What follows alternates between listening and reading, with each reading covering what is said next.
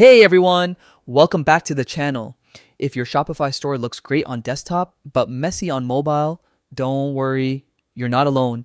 In this updated 2025 guide, I'll walk you through how to fix the mobile view on Shopify step by step so your store looks perfect on any screen. Let's jump right in. First, log into your Shopify admin dashboard. On the left-hand side, click on Online Store.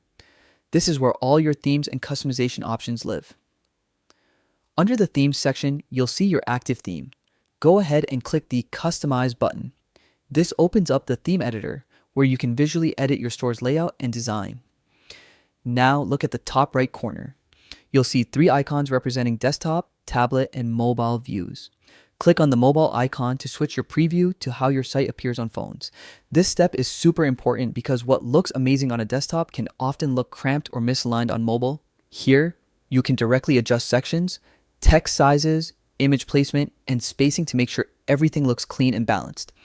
If you notice that an image doesn't fit properly or looks cropped, don't stress. You can easily fix that. Head over to canva.com, a free and easy design tool. Once there, click on Create a Design and choose Custom Size. Enter 1024 by 1024 pixels. This is a great dimension for mobile optimized visuals. Next, upload your image to Canva and adjust it within the frame so it looks centered and visually appealing. When you're happy with it, click Share, download, and save your image.